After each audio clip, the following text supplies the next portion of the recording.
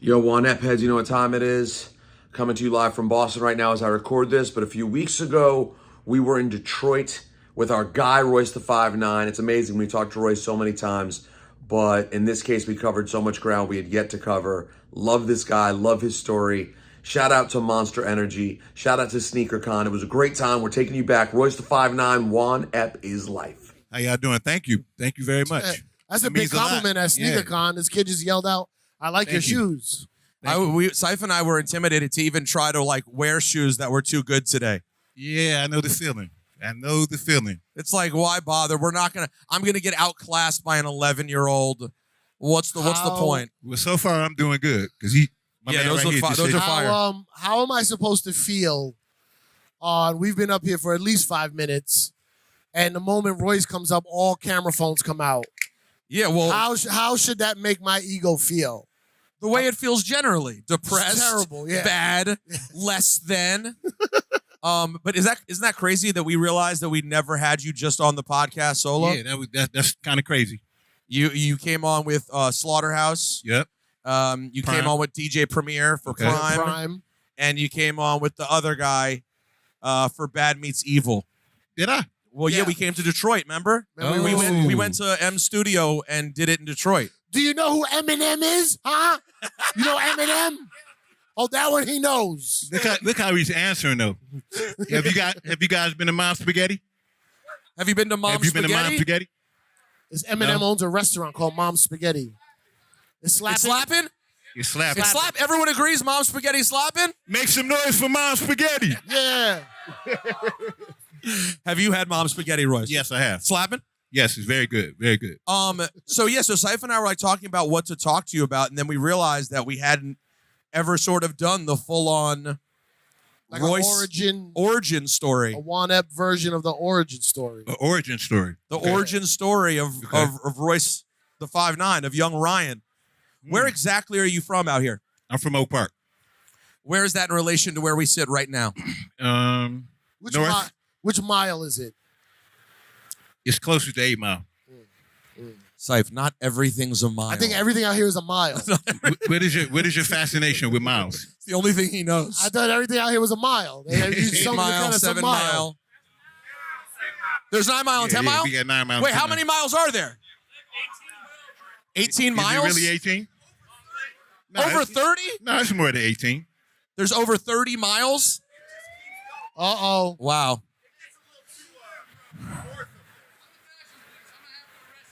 You gonna arrest me? There's a guy. You don't like my outfit? There's a guy dressed as a cop. Oh, hold on. With pink handcuffs? I think this guy's doing a bit. He's doing a bit. He's dressed as a cop. Am I under arrest? He has pink handcuffs. You can come up. We're allowed. That's the only time I'd ever allow What the did police. I do, bro? I'm sorry, the pants aren't valid. You don't like the pants? Nah. But what if I don't like the handcuffs? That doesn't matter, bro.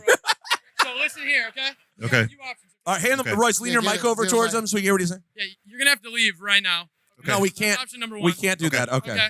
Second option's a ticket, okay? Okay. Okay. All right. Third option is you put your hands behind your back. You come with me right now. Okay. We'll take the I'll ticket. take the ticket. We'll take the ticket. We'll take the ticket. Find anyone with a monster hat, and they will take care of our What is that ticket. going to cost me? How much do you want it to cost you? What do you think? What do you think? I feel like you're going to take your shirt off any second now, and I don't want it. Are you going to strip? Don't strip. Don't strip.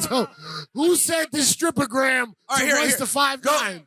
Should I take it off? No. No, that's a different podcast. Okay. Give me the ticket, man. All right, I'm going to write you a ticket. What is the ticket for? It's for these whack pants, bro. The pants are fire, though. I like the pants. I don't make the law, okay? I just enforce it. Okay. It don't matter. Okay, we had Mr. Fashion Police. Even 50s around that thing. All right. I'll take the ticket. Mr. Fashion Police. Yes. We've had fun, but Royce's goons are starting to look at you. Yeah, so you might want to back up just a little bit. Just walk that way. Yeah, there you go. But thank you. We'll take the ticket. Wow. Thank you. Some This real motherfucker just charged me $2,000. Hey, man, where does this money go to? No, I'm not going to lie. It was fun. But the goons started. I saw the eyes. You saw eyes. Yo, the ticket just says $2,000. I enjoyed that. All right, so you're from Oak Park. Yes. Which is like where? Can you give us a little bit of a map of Detroit of where that is? Between 8 and 9 Mile. Okay, between 8 and 9 Mile. Yeah, it's a suburb right outside of Detroit. 8 Mile is basically the partition between Detroit and Oak Park. Oh, okay. And were you an obsessive hip hop kid? I feel like you were the obsessed big hip hop kid from pretty early. No? Yeah, I was. I mean, I was more into sports than anything, but LL Cool J made me want to be him.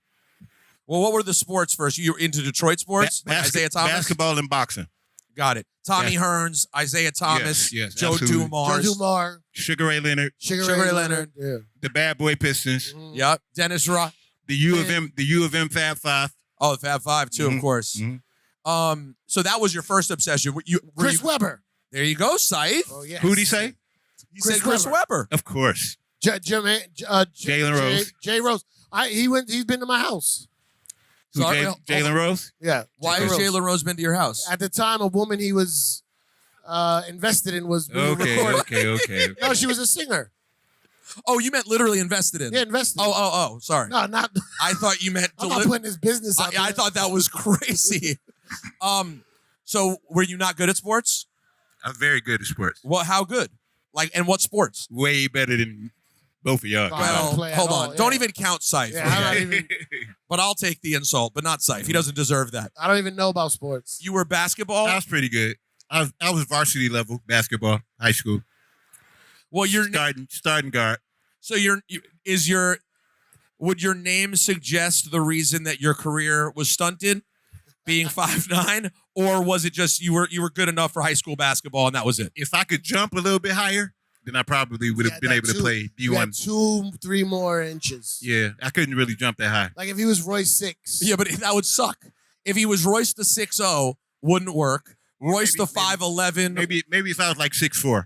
Then Royce the 6'1". 6'4". It has the same ring to it. No, but 6'1" isn't enough to like change your life as a basketball player. I thought there was a short basketball player. Yeah, it is, but like but they can jump. Yeah, and they have to be really like exceptionally good. I meant the height of the jump. I hear what you're saying. Anyways, so at what point did rap become like the focus as like I'm not gonna make it? For me, it was my freshman year. I tried out for the basketball team, did not make it. Literally got turntables that year. Was like, I'm just going DJing. It's not gonna happen. When did you start realizing like, I'm gonna try the rap thing? I started writing my raps down at about senior year in high school. I started taking it serious like right after graduation. And what's taking serious? I started going to the hip hop shop. Right. The first time I went to the hip hop shop, I rapped and I got gonged. They had a gong in there? They did the full gong thing? Yes. So I almost wasn't a rapper. Like that killed my confidence. I thought I wasn't ready. I walked in there, I seen Proof, Elzai. Wait, hold on. The first time you were there, Proof and Elzai. Marshall, all of the killers. They were all there the first day? All there. Okay, so just take me through this. I need to understand. I was going to say the same thing. How the fuck? Sorry, children. Easy. Sorry, Easy. Kids. That's a curse word. Yeah. You're looking up Nas? Good. This kid's doing research. You really don't know Nas? Really? No, that's not. No. That's how it is nowadays. That's the old man. But, okay, so I want to understand this. How did you have the confidence to walk in there at that stage? Like I don't think I've ever done anything that brave. I want to even go back. Like, what is in there? Like, what was this place? The hip hop shop I always hear about it. It was an open mic / clothing store that was owned by Maurice Malone. Right, I remember hearing that. But so in the daytime, it was like just a retail clothing store. Actually, the open mic took place in the daytime. Oh, it was in daytime. Yeah. It was like Saturday. And there was a crowd. Yeah, all rappers, all MCs. Everybody in there wanted to be a rapper. Pretty much, yes. Okay.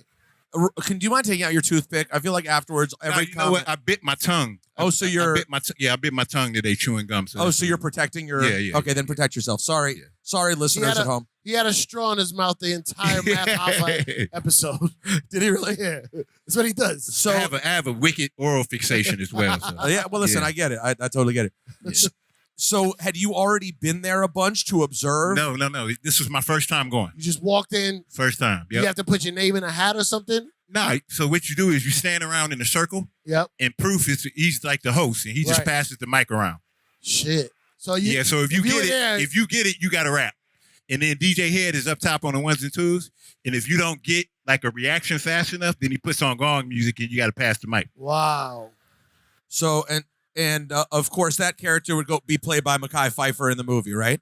Is that the Proof character, or is that someone else? Supposed to be someone else? I would say it's loosely based. Loosely based on. Yeah. Obviously, they changed the relationship and things like that. Yeah. So Proof was known as an MC and as the host. Proof is known as the best MC. So basically, he had won the spot as like it's his now. He was number one. Because he's number For one. sure. So he's like practically having everyone else try out to be number two. Yep. So if you were in there, you could rap. You would get to rap. If you could get the mic, yes, you can. So, okay, so you got to be in the front of the circle. Yeah. So you get the mic the first time. Now, realistically, looking back, do you remember what your bars were like? I don't remember what the bars were, but I remember that the bars were very complicated, using a lot of big words. Oh, so that didn't go over well in there with that you crowd. didn't win the crowd not because you weren't good enough, it's because you were too good. I wasn't good enough. How many times did you go back again and get gonged again? I went back again after I started going to a place called the Ebony Showcase. Okay. And that was like a different atmosphere. You go in there, you sign your name, and then they call people one by one, you know what I'm saying, based on where your name is. And you stand, if the crowd is in front of you, and you stand on the stage, and you basically can pick your own beat. It's way more controlled. It's a different kind of environment. Right. And it's not as much pressure. Like, people aren't there to necessarily judge you. It's like way more just people showing not support. Breathing on your neck. Yeah. He wants to rap next. It won't kill your confidence like that. You know what I mean? Like, being around all those killers, listening to Elzai and them, they were just too good. Too good. By the way, it's fascinating to me that Elzai was around from that point, because I didn't get to know Elzai until when he joined Slum Village years later. Yeah. So wait. So you practice up at the Ebony Showcase. Yep. And get your skills right. Now, when you walked into the hip hop shop the first time, did you already know Marshall? I didn't know anybody. So they were all strangers. Yep. But you knew that they were all nasty? Like, it was already a known I knew about Proof. You knew about I Proof? had already heard about Proof, yeah. Okay. Mm-hmm. Yo, it's so crazy. Did Marshall rap that day? No, not that day. You didn't see him that day? Not that day, yeah. I didn't see him. But he was already established as one of the dudes who was doing it? Yeah, they all look like they pretty much knew each other. It was like a fraternity. I could tell that everybody was familiar with each other, and I was kind of like an outsider. Right. Because I was younger than all those guys. So flex. That's a big flex. He's like basically calling him old is what he's trying to play. I was younger than all of them. Everybody. Wait, younger than Elzai too? Me and Elzai the same age. Okay, Elzai. So he was the young one of that group. Yep. So you go to the other showcase, you practice up, and then you decide to go back? I go back, and I have a better understanding of what to do there. And I was a little bit more known. Like, I had actually got to a point where I developed a little bit of a buzz within the community, and I went back in there, and everything went good. What was your name at this time? Royce the 5'9". It was already Royce the 5'9". Wikipedia said that very early on, for a short time, your name was R-Dog. That was my that was just an alias that I had, that I picked up in high school from fighting. From fighting? Yeah. Oh. I used to fight a lot. Why? It's like, I can simultaneously see you being that guy, and yet it's also weird to see you as that guy, because you so don't appear to be that guy in the entire time that I've known you. Just in a competitive space. Like, it usually happened when we were playing basketball. I wasn't like a bully or anything like that. You were the guy, though. You were the guy who was quick to fight after a foul call or no foul call. Yeah, or have my friends back. Or just jumping in for someone else. That's good. So what happened after you succeeded at the hip hop shop? I just kept going. And that's when I knew I could be good enough to actually do something with it. So I just kept at it. How far between what we consider like one of your first releases from that when you first started at the hip hop shop? How many years in between?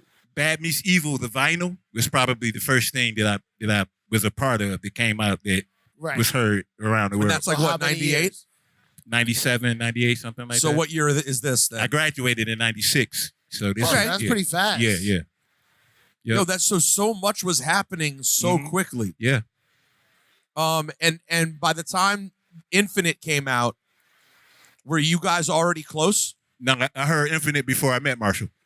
Oh, it was already moving around, like Yeah. people were talking about it in the city. Yep. Infinite and the Slim Shady EP. Got it. What's Infinite? Really? That's Marshall's first album. Album? Independent, yeah. Before Slim Shady EP? Yep. Oh, I thought the Slim Shady EP was first. Nope. That's the first time I ever heard And of Mr. Porter did the whole album. He produced the whole album. it. That's what? Mr. Porter produced the whole album. Mr. Porter. Yeah. It's a non-Porter. So by the way, Infinite Cipha culturally, it didn't really make it to where I was at. Like it was around at the stores. Like I'm sure Fat Beat sold it, but No. you don't remember selling it? I don't think Fat Beat sold I remember when Slim Shady EP came into Fat Beats and everybody was like mesmerized by listening to it. But you never seen Infinite there, right? No. Yeah, okay. I feel like the Infinite thing almost became a bigger thing later. Yeah, it did. It's become like a cultural. Right. It's like Roots Organics. Correct. Yeah, Right. yeah. But bigger, but way bigger, Bigger. because it's now considered the Eminem origin Right, story. Right. Is it good? I don't even know the whole It's project. amazing. It's amazing. Amazing, yes. I know the single and the singles. But it does sound. What's interesting about it is when you think of Eminem and Royce's music, you think of the sound being like I feel like more like late '90s, 2000 sound. Mm-hmm. Infinite shit to me sounds very mid '90s backpack rap. Really? To me, Okay. like it has a more. I don't think of that being Eminem's sound as time went on. It sounds like anything that could have been a random single on, maybe not Fondle 'em, but like one of the random indies that were just putting out. It wasn't as content driven. No, it was it was more good. rap oriented. It was yeah. it was boom bappy just rap, Straight you know? rapping over beats. Just straight rapping over beat. Mhm. Very college radio shit. Yes, like the yes. definition Yeah, of yeah. college radio shit. So how quickly did you guys get close? As soon as we met, I met him. You remember Tabernacle? Yep. I met him the night my son was born. We had already heard of each other. You know what I mean? I was opening up for Usher at a show. He heard me kick a acapella on stage, and he asked to meet me. So we met each other, exchanged numbers, and we started talking on the phone. And that's how the song Bad Me Cipha ended up happening. Once we did that, he took a liking to me.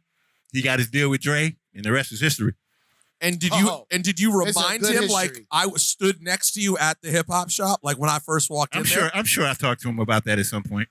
So how did you end up opening for Usher? I love these stories of like Yeah, because it was like it came through the owner of the club. I can't remember the name of the club. Keno, what was the name of that Keno, club? what was the name of the club? Keno's over there. What was it? It was on the east side. He doesn't remember. Yeah, it was like Was the it- Palladium. The Palladium. It was called the Palladium on the east side. Harpo's? Nah, not Harpo's. That's the first time I came to Detroit. I prefer that. Harpo's. Yeah. Wait, yeah, who yeah. were you with? It was the I was with Palladium. Little Kim. Oh wow! I used to DJ for you Little Kim. You DJ for I Little did. Kim. Lil I Kim did. did Harpo's? Harpo's. Wow. The stage is mad high, right? Mhm. That's what I remember. And some dudes with gator boots picked us up from the airport. With gator boots? Thank you, Saif. That's not relevant to this story. It is, you know the song Yeah. when Biggie says the thing about Gator Detroit boots. gator boots? Yeah, oh, that's true. It's related. Wow. I'm You're right. It hip-hop- probably is I'm related. hip-hop royalty. Now, wait. So the promoter of this club got you the spot opening for Usher. But if this is early, this is like Usher's second album, maybe. He was still young. He was still a kid. Like he's still really Mhm. young. Mm-hmm. It might have been Usher Raymond. Maybe. Oh, so you Oh, make me wanna. Oh, that's yes, big. no, that's second album. That's That's second that- album, yeah. He was big. Yo, by the way, I went to the Usher show last week. You make me wanna. It's so funny. You think of it as being like such a big record. At least I do.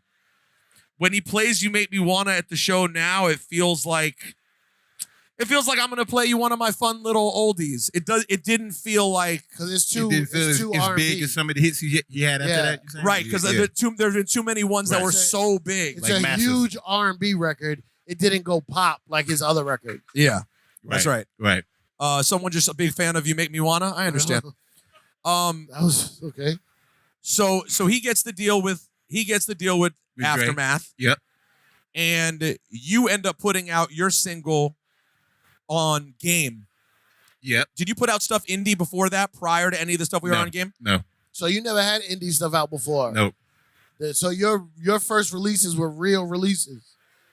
It was an indie release. It was just Bad Meets I know Evil. it's indie as opposed to that was through Game Records as well. So yeah, me putting out something solo through Game Records was just an extension of that. Of the Bad Meets Evil. Yeah. So how did the Bad Meets Evil deal happen? John Schechter, he's a good friend of mine now, but he was introduced to me through Paul Rosenberg, who's M's partner. So manager. Paul Rosenberg, who at the time was already M's manager. But you didn't know him yet at the time. You were just getting to know him. Of course I knew Paul. Of course I knew Paul. But did you have a professional relationship with him yet also or no? Just a friend relationship. And he's running Goliath Management already? Nah, Goliath came way later. Say it again? Goliath Management came way later. So he's just a lawyer? He's a lawyer / manager. Okay. Both, yeah. And he's got the John Schechter relationship. And for people who don't know, because we're old as shit, yeah, John Schechter started the Source magazine many years earlier at Harvard, and he was in a weird rap group called Big Men on Campus. I didn't know about that part. You didn't know that? No. You remember that, right? Yeah. Big Men on Campus. Who was a part of this rap group? Yo, him and other nerdy Harvard white guys. Okay. Like, if you look it up, you'll see the pictures on the back. They're wearing, like, Harvard clothes. It's wild. Okay. I don't even know how the songs go, but it's one of those, like, collectible pieces of vinyl. Mm-hmm. And started the Source as basically, like, a newsletter that eventually became a huge magazine. And at this point now, I guess, he was already out of the Source. Mm-hmm. And it was getting towards the Benzino era of the Source. Yeah. Which is for a different part of the conversation altogether. So Schechter starts this label, and they just said the relationship through Paul, you guys were able to navigate a deal through Game to put out Bad Meets Evil simultaneously with M working with Aftermath? Yes. That's exactly how it went. So I can't remember exactly all of the particulars, but Paul wanted to set it up to where M can do things outside of his deal, also to help build me. You know what I mean? So it was just like, and then we just like rapping with each other. We already had songs, and we wanted to loop Reef into the equation. We wanted to loop Alchemist into the equation. So we just kept doing shit together. And at that time, I also became his hype man for a minute. Became M's hype man for a minute. So we were just do shows with him. We were just together all the time. You know what I mean? So we were just building. Yo, it's funny. So how long? So you, I'm guessing, over the years, you've done a good amount of shows hyping for him too. Yeah, probably about 2 years. Do you ever go to shows and see people hyping for people like this is like what we're like with DJs and be like, nah, man, what are you doing? That's not what you do. Nah, I try not to be a hype man, too judgmental on the hype man. But Spliff Star is probably the best I've ever seen. What makes him so good? Because there is energy and synergy. Wait, who's so good? Spliff Star. Oh yeah, energy and synergy. Yeah. And it doesn't help that Buster's one of the greatest. Well, yeah, Buster's also the greatest performer who ever lived. But in fact, that could make it seem like Spliff Star's role is even less necessary. But somehow, even though Buster's amazing, Spliff Star is so good at it that he also seems like a necessary part of the show. They know each other so well. You know what I mean? So Spliff Star walks on stage like he's wearing the red boots.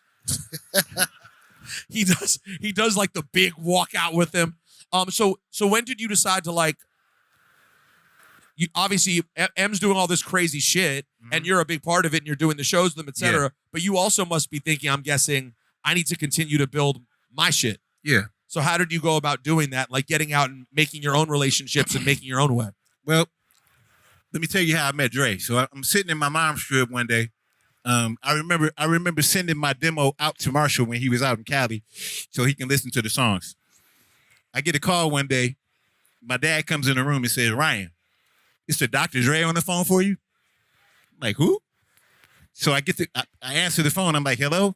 Yo, what's up? It's Dre. I'm like, wow. I love that when everyone tells their story. What's up? It's Dre.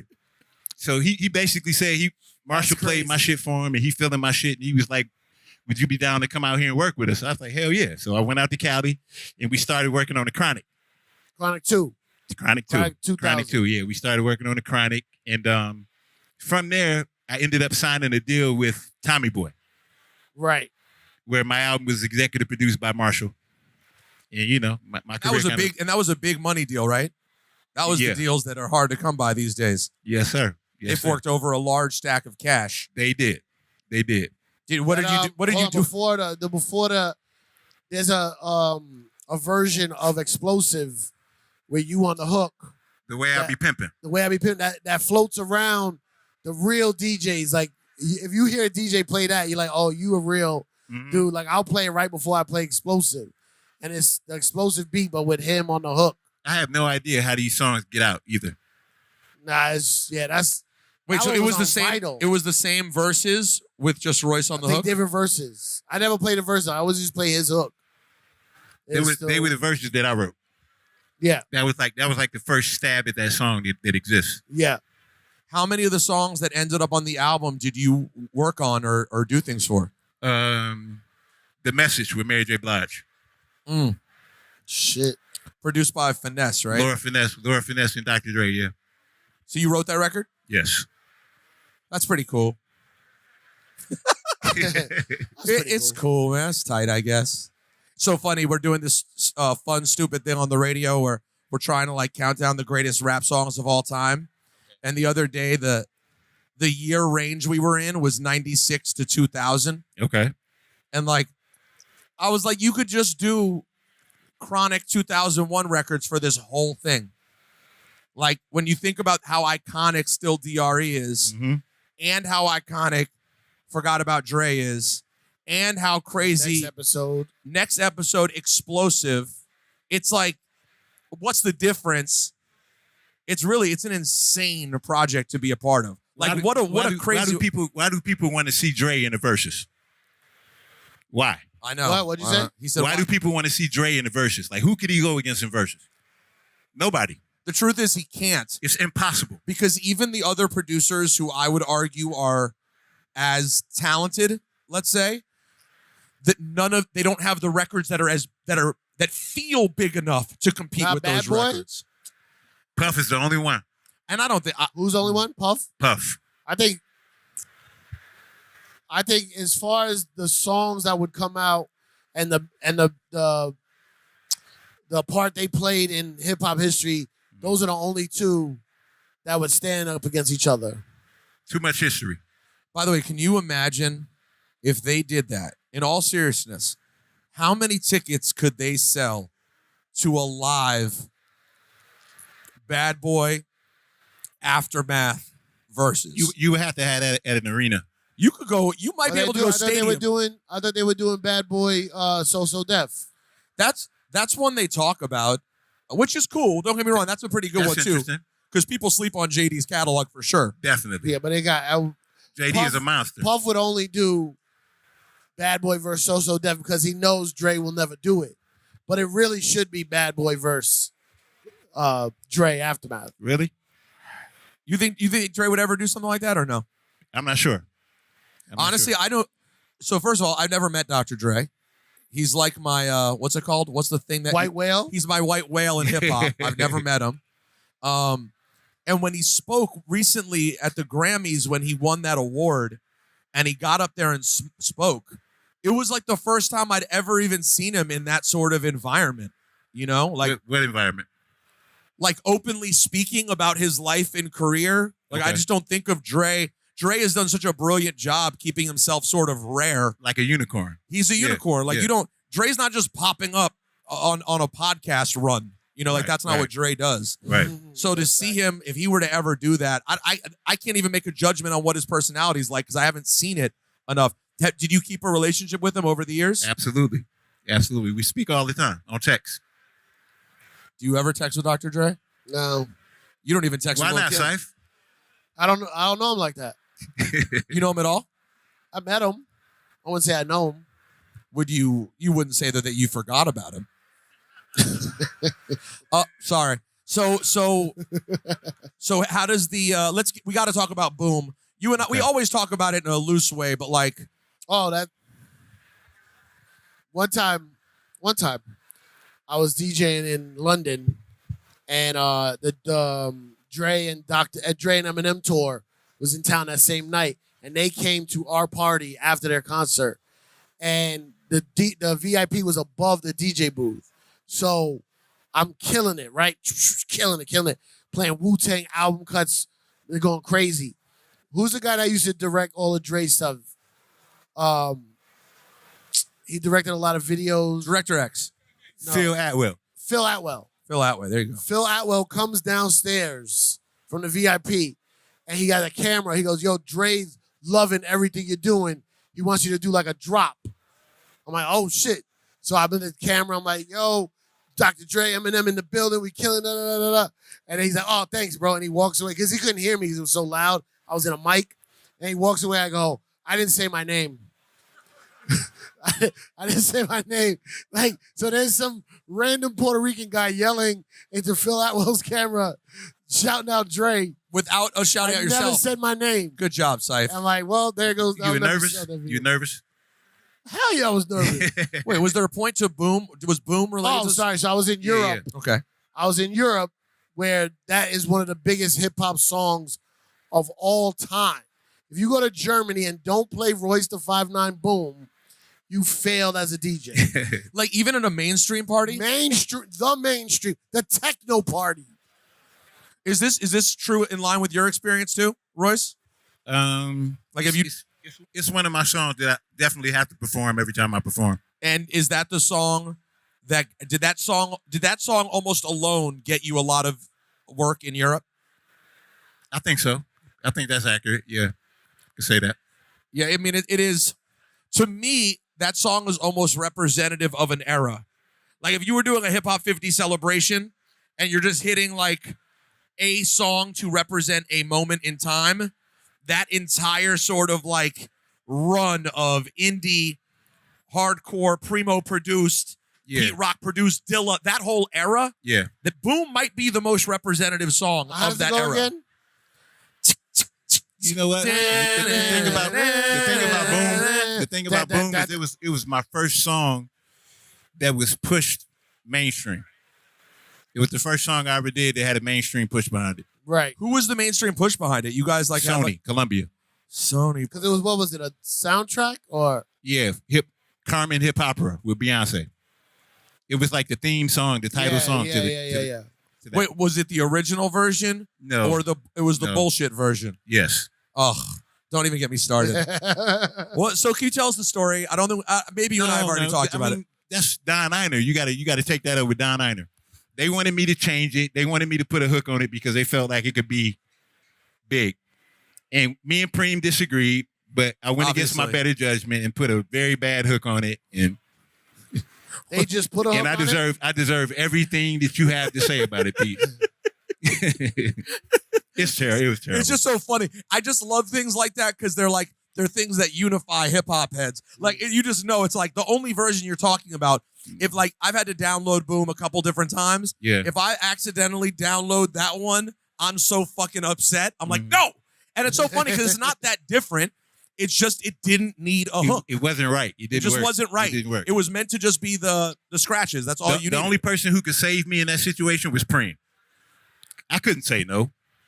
No. I didn't feel like I was, in a position to. Yeah. And Primo fought the fight, and you lost it. He fought a little bit, but they sweet talked him. And then in the end, it didn't do anything. It didn't get bigger. Did it push the song further at all? No, not when I don't. The song had already made it to where it was probably going to get to. Mix show DJs loved it. It pushed it a little further, but people ended up forgetting about that version. Now, during this period of your life, because one thing you talk about a lot in your music that I've always been affected by is the hard things you've been through, alcoholism, recovery, jail. You've been through a lot of crazy shit. Mm-hmm. God damn, you're from Detroit. Yeah, the real Detroit life. Where were you like in this period in the late 90s into the early 2000s as your career was becoming something? Where were you in terms of that stuff? Were you reckless? Were you out here drinking crazy? Were you still was it not bad yet? Where were you at with it? It picked up. It picked up over time. I took my first drink when I was 21. You know what I'm saying? So it used to be a thing to me not to drink or do none of those things at all. But I actually took my first drink with Dr. Dre. He offered me a drink, and I just said yeah because I didn't want to say no. Wow, that's crazy. So you're 21. 21. Wow. And you were that young when you went out there for that? Yeah. Yeah. Wait, how much older is Marshall? I don't know. 5 years, 4 years? Well, how old are you now? I'm 45 now. I think Marshall's like 49, 50. Yeah, I think Marshall might be the big 5-0. Yeah, he might already be the big 5-0. Sheesh. So it's interesting because What do you mean sheesh? What mile is that? You know, 50 is prime. That's prime years. Yeah, I 50. know. Yeah, well, Cipha knows he's staring it right in the face. Huh? I'm almost there. He's staring it down. But I know that experience because when I was young, I didn't take my first drink till I was 25. Okay. So I remember the same feeling you remember of it being like to not drink from through the teenage years. Yep. And you obviously know this. You still don't drink. Mm-hmm. It's a big deal in those teenage years to not be drinking. Did you go to college? Yes. How'd you make it through college without? I had no interest. I was, for lack of a better word, stubborn about it. Like I wasn't going to change my mind. I was like, I don't need it. I'm good. And it wasn't until like my mid 20s and this will come as no surprise to really either of you know my personalities. It was a bad breakup that led to me even trying to have a drink that I was like, you a bitch. Cipha, I don't know if you know this. Sorry, you got a lot of bad breakups under your belt. Who does it? Yeah, no, I have a few, but they all leveled me. Like I think I have a regular amount of breakups, but I think I realized that my reaction to them are not the same as other people's. You take them hard. They're like a debilitating, at least a year. Okay. I've been down for a year 3 times. Yeah. Damn. That's 3 years. You lost 3 years of your life. Swear to God. Face down and life is so full circle. On one of the times I was face down for a year. Okay. The person hanging with me, consoling me, was one of the people who put me down for a year the first time. Right. Okay. Life goes full circle. Wow. So that was what even led to me having a drink. You got to go outside more. But yo, do you guys know? Do you guys remember the song "Other Fish" by The Far Side? Yeah. In the beginning of "Other Fish" by The Far Side, I don't know who's on the phone and who's receiving it. He's like, "Come on, man, we got to go outside. We got to catch some studs, dude." And he's like, "Nah, I'ma just stay here for another hour, yo." That was basically me. I just couldn't leave the house. So I tried drinking. Fortunately, I think I have a relatively healthy relationship with alcohol.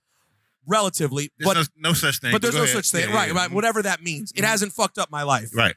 Other things have fucked up my life. That one's been like plays the background. Okay. Although it can always contribute with other things nicely. Yeah. Like if you have one thing that fucks with your life, alcohol come right in. It like exacerbates the shit out of you it. deal with eating, right? Yeah. I don't deal. No, you with don't it deal well. with it. You don't deal with it well. Let's put it this way: if you drank, which thank God you don't, you could be doing great on your eating mission, right? You could be down 30. You're really in the zone. You go out one night, have a few drinks. It's the perfect catalyst to give you just a case of the fuckets. Yeah. And you'll just do whatever. You let go of all your inhibitions. Gotta try it. Are you stone sober now?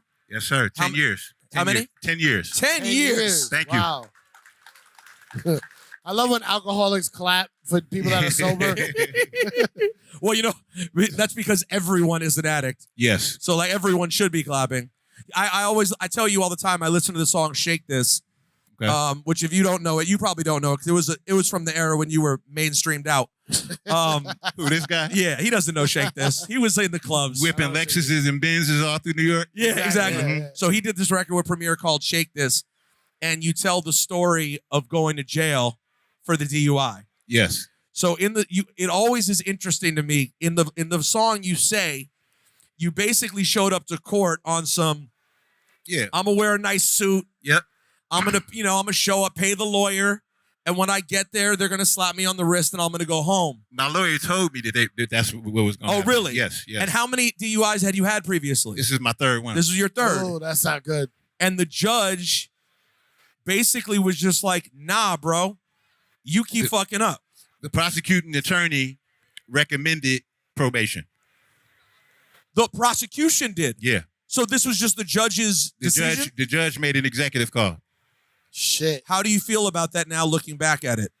Best thing that ever happened to me. You think so? Yeah, absolutely. To go to jail. For how long? A year. You were in jail for a year? Yes, sir. By the way, he was already a star. Like this is later. Like I remember when you went. I didn't know it was that long though.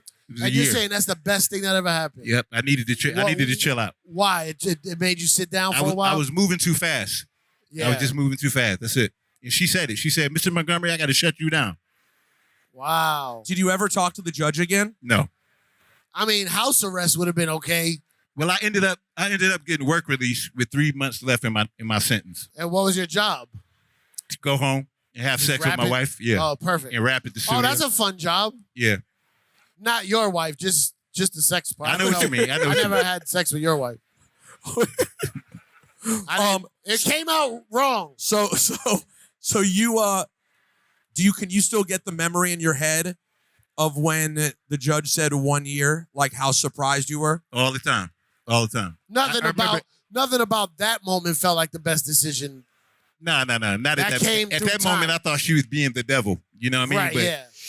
after sitting down for a while and how much mental clarity I had, and how many books I read, and how much time I had just to think. You know what I mean? It was just like, because I came out way stronger, Right, way that's better. crazy. But when you came out, you were stronger, but you had not found permanent sobriety yet, right? Not yet. Because I remember when I saw you, when you recorded a record with me in like 2008, you were still drinking. You were back on the sauce, right? This was after? After, Was this after? but it was shortly after. Okay. So like, when did you? It comes in levels, right? You Yep. tighten things up a little bit. What made you realize you had to go complete sobriety? That was the only path for you. It was just a spiritual. I call it a spiritual awakening. You know what I mean? Like I tried everything. I tried only drinking wine. I tried only drinking on the weekends. None of that worked.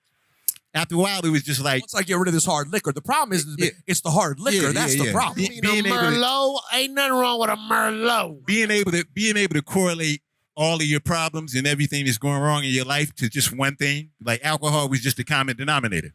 Wow. So one day I just woke up and just realized that I had to kind of like take that out of the equation. And then you just took it out completely right then. Cut it out completely. Wow. Was 10 it- years ago. And was it meetings and 12-step? What did you do? Everything you can think of. You did it all. First thing I did was call Marshall. I called Marshall. Was he like, already sober? Yep. Okay. He was like 5 years in. And I called him and he was just like, yo, come home. He put me into this facility where I just, because cold turkey off alcohol is very dangerous. That's a very dangerous thing to do. So I went in there in the facility. I stayed there for like 2 days, got some sleep, had some IVs hooked up to me, saline flush. Went home, was That's good like as new. Like a detox Never thing? look. Yep. Never look back. Wow. Congrats. Never look back. So when you guys met, were either of you into drugs and alcohol like that? He was. He was already there, Mm-hmm. but you weren't. So you would Not watch yet. him party and you Yeah. just weren't doing it. Yep. I was right behind him though. You were ready to catch up. Marshall's never been like a real big drinker. His thing was Vicodin back then. You know what I mean? I never was into that, so I never was into pills like that. So Did you ever Man, try thank it? God those kids left. did I ever try what Vicodin? Yeah, did you ever Yeah, try yeah. with the drug? But it just course. wasn't for you? Yeah, it wasn't for me. I didn't get it. So what do you do for a good time now? Once people, it's hard for people who drink to understand how people don't drink. Yeah. What has sort of replaced? Because generally, as you know, you're in recovery. I was just telling Sypha before, recovery never ends. He's recovered. Yeah. See, like he said, he's recovered. I said there's no such thing as recovered. Yeah. It's just a permanent process. Yeah. What do you do to scratch the itch? Because we're all trying to scratch something, whether it's validation or food or sex or drinking. What does Royce the 5'9" do to make himself feel good? I keep myself real busy. And real goal oriented. Like I try to set a whole lot of short term goals and just stay focused on them and just keep hitting them. Rather that's creatively or me as a dad, me as a husband, just trying to get better. Oh, that's great. All across the board, and it's tough because, you can also have behavioral relapses. I've had a lot of those over the years, especially during the pandemic. You know what I mean? So what were some of the behaviors you really wanted to avoid getting back to? a lot of the things that I found myself doing that I used to do when I was a raging alcoholic, arguing with other rappers, arguing with fans in the comment section, just not policing my energy. You know what I mean?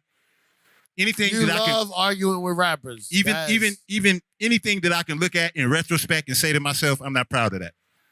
And I try to correct it. Bro, I feel you so much. I totally feel you on that. There's so many behaviors like that are all... Yo, Cipha, you know what you should listen to? We've been talking a lot about addiction recently because Cipha's a food addict. You a food addict? You a foodie? No, foodie and food addict. Yeah, no. Two different things. Yeah, you could be a foodie and be and you could be a food addict and not be a foodie for shit. Yeah. You should listen. There's this podcast called Joe and Charlie. It's these two old dudes interpreting Alcoholics Anonymous, the book. Like they basically break down the big book over like 10 hours. Okay. And yo, man, They always say, like, you want to find a drunk? I'll show you. Show me something. Show me someone who's complaining about everything. Yeah. Show me someone who was wronged by everyone else. Yeah. Show me someone whose ego is hurt by everything that happened. No accountability. No accountability whatsoever. It's always someone who fucked up your shit. Mm-hmm. You would have had this, but they did this. This person's cool, but and you can basically find an addict in almost all of those circumstances. Yes, sir. So it's interesting that the behavior sometimes you have to look for. What? Is this my intervention? Oh, shit. Oh, shit. WWE. That was for dramatic effect. Okay. No, Cipha, we've been having your intervention slowly on the podcast. It's not, I need a more rapid fire intervention. Yeah, he needs one immediately. So what are the goals professionally right now for you, Royce? Yeah, as we wrap up. I like to help. Right now I'm working on a Courtney Bell's project. Y'all heard of him? I was just having a conversation about Courtney Bell. I'm executive producing his project. I'm helping him out. He's amazing. He's a rapper from Detroit? Yes, sir. I love doing things in the community. I love doing things in the mental health space. I just like to help. You know what I mean? And then also making music in between that. That's awesome, man. Now, is it addicty for me to say that I get annoyed? Maybe you do too. Maybe you don't. I feel like you're beyond this. I get annoyed with how loosely people talk about mental health. How loosely? Yeah. It's become just a catch-all word. A lot of talking points. Yeah, it's a social media hashtag. It's a social media catch-all. Oh, no, but you know what I appreciate? He talks about mental health. Mm-hmm. And I'm like, well, what do you mean? Oh, no, he has anxiety. Well, what do you mean? He gets nervous before he has to perform. Like, Right. That's not anxiety. That's Nerves. called normal nerves. Yeah. Everyone has normal nerves. Yeah, anxiety But and mental health. Every mental health issue gets turned into like slang. Like, It's oh, my house watered is down. so clean. I got OCD. Yeah. That's not what OCD Yo, is. That's so true. Everything. Oh, I got ADHD or ADD. People are attempting to water it down a little bit, but the good thing about that is it's bringing awareness. At least At least the conversation is being had. 100%. Yeah. You know, I like that it leads people towards a direction. It does away with the stigma, but it creates a new one. Yeah. do you you know a word gets used a lot? Toxic. Toxic. Oh, it's Yeah. everything's Well, that's because toxic. you are toxic. Wait, what? You're a toxic male. Oh, thank you. What should we do while we're in Detroit? We're about to wrap up here. Sife's leaving in 5 minutes. Okay. What if someone comes to Detroit for one day? What do you recommend? Go to Mom's Spaghetti. Mom See? spaghetti. Are you invested in Mom's Spaghetti? No, sir. So this is just your enjoyment of delicious spaghetti. It's delicious. Go to Urban Necessities. All the sneakerheads, make sure y'all go to Urban Necessities. Urban Necessities. Urban okay. Necessities is here. Go to Coney Island. Go to Coney Island and go to the strip club. I'm sorry? Strip club. The strip club? Yes. Clubs are good here. Pick one. They're all good great. here. They're fantastic. Really? What's the one? Is there one? Keno. Damn, That's Keno's the Keno's area. real. Where Keno Keno's go? the real pervert. Keno of may the have went group. to the strip club already. You don't know? Keno, Go to what's the strip club to go You know, to? as he's on FaceTime with his family, he has not gone to a strip club in Detroit. if there was one that you went to, where would it be? Allegedly, it'll be one downtown. Oh, Legends. Oh, Legends. Legends. If you were to go, but you don't go. Legends You downtown. heard people mention that one. He's heard people mention. If you go. No, if you were to go. And now, real quick, we mentioned Keno a bunch of times. Yeah. You and Keno are one of the rare combinations who I've always seen together your entire career. Yes. How old were you when you met Keno? 18. 18. I met him at Ebony Showcase. Between you met him in that period in between. Yeah. And what was he doing? Were you managing anyone yet or no? You were just a dude? He was a comedian, Siph. What? Oh, really? You was Keno doing was a trying to be a stand-up? comedian? He was doing comedy. Oh, he's wrapping him up now. Yeah, we got to. Ladies and gentlemen, make He some can't noise for wrap us Royce up. the 5'9". Thank We you. got to give out some things. Oh, we're going to give out some stuff. Come on, Billy June. Don't hurt yourself. Hey, listen. Juan Up His Life. Everywhere you catch podcasts, all over YouTube. Follow us, Juan Up His Life on social media.